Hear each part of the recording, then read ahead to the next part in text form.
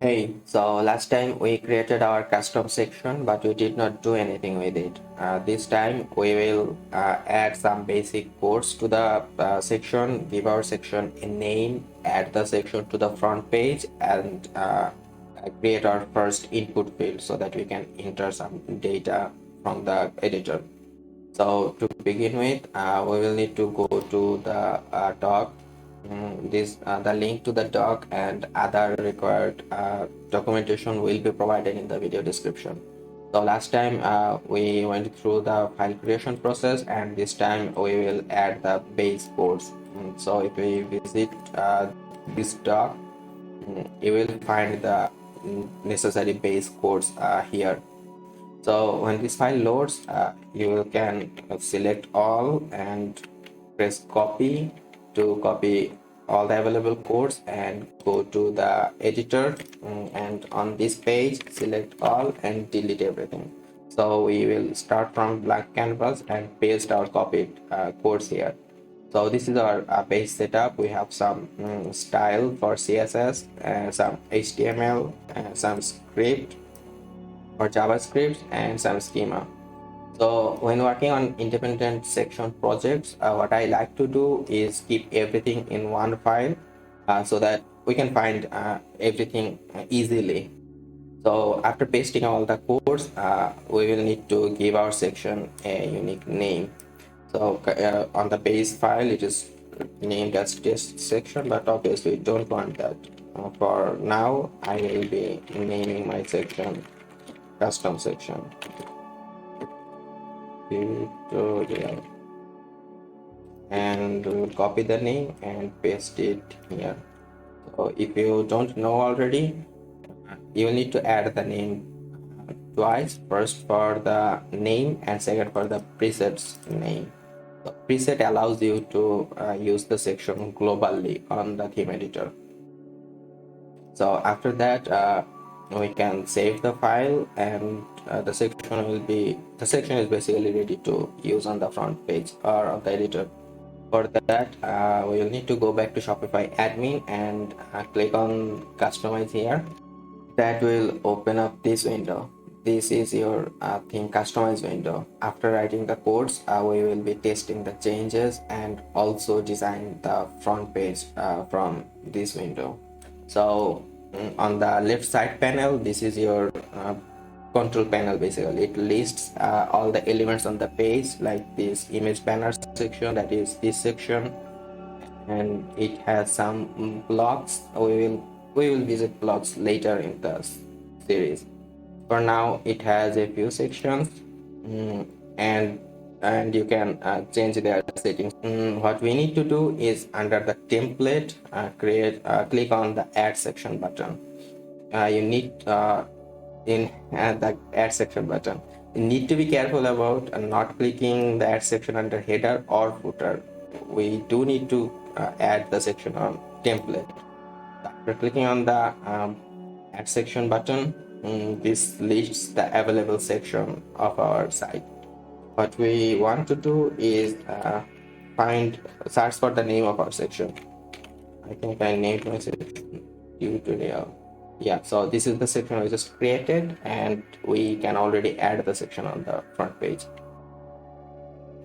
So by default, it adds the section at the bottom, and I don't want it on the bottom, so I'm going to hover over the section name. That will show the 6 dots, and we can drag the section at the very top by clicking on the 6 dots. And our section is basically at the very top of the page before the image banner, but since we don't have any HTML or anything on the section, it is height 0, so it is not visible. It will be visible soon though. So this is our section name, and this is our section's editor panel, which we haven't added any schema yet, so it's empty. So if we hit save here, our section is already available on the home page. And if you remember, we set the preset name of the section that made the section available, searchable basically, and we enabled us to add the section here. We can also add the section on other page templates, but we will see it soon, but not today. Anyway, so we added the base course, we named our section, we added the section on the front page, and just to verify and just to check that it worked properly, we are going to add our first schema setting. For that, in the schema, you'll need to click in between the square brackets in settings and create a new line. So this is an array, and each of the schema or input or settings, whichever you call them, they're basically objects. Object in JavaScript or Shopify Liquid is wrapped inside a curly braces, and we created opening and closing curly braces. Now if you press enter, that will create a new line, and over here we need to add three property to the section or setting. The first one is type, and let me leave it empty for now. There are some predetermined values you can use. For now I will be using the type text. So type text comma new line with id. You need to give the setting an unique id. Let me just call it section underscore heading. Double check that your property name and your value both are wrapped inside double quotes. It's a must. So after section id comma and new line, the third property we need is a label. So we are going to give the setting a label of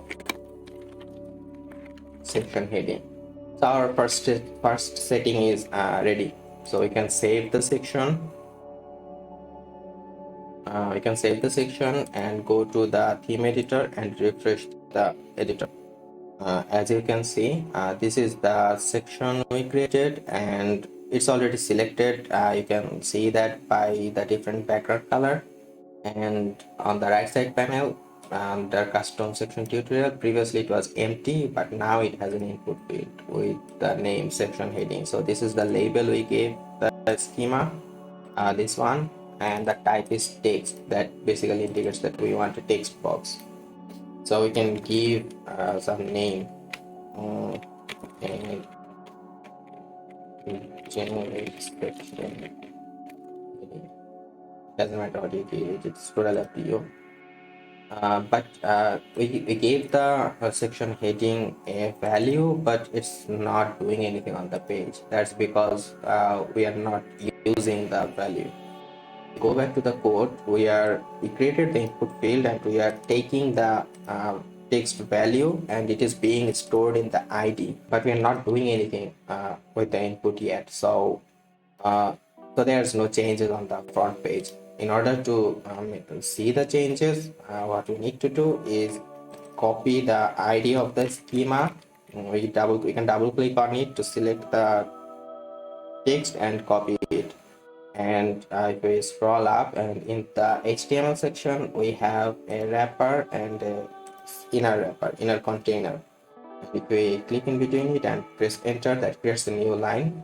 So what I like to do is make some space over here so we can see the course easily. And over here, since we created a text field, I could use a paragraph tag. It really doesn't matter. If you know HTML, you can paste the code in any tag like div, paragraph, span, anything works. Either way, so this is the opening and closing paragraph tag, and inside here we will need to use our first liquid syntax. What we need to do is press curly braces, opening curly braces twice, and the editor will automatically create a closing bracket set for you. And in between it, we need to write section dot settings dot paste our settings id or schema id. So it was section heading, it is section dot settings dot section heading. And after doing it, if we press save, that saves the section. So we are now taking the user input and also outputting the user input in the HTML. So let's see the change. If we go to the editor and refresh the page, once the window loads, our generic section heading is now visible on the page. Granted, it is very small in size and barely readable, but that's because of the theme styling. Probably something is messed up with the theme settings. Anyway, we don't need to worry about the theme settings for now. We can ignore it. What matters is we have the section heading on the front page, and if we change it to something else, another section heading, as you can see, as we make change in the input field, the text changes on the page body. So we have the behavior we want. At this point, we can save the theme editor, and we view our page. If we click on these three dots and click on view, that will open up the live page of our shop. And on the live page, we also have another section heading, basically the input we provided on the editor. So this is the basics of creating schema and creating custom Shopify section. This time we only created basically text input field.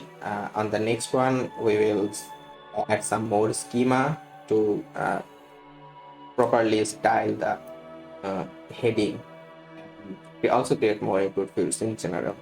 So yeah, that's it.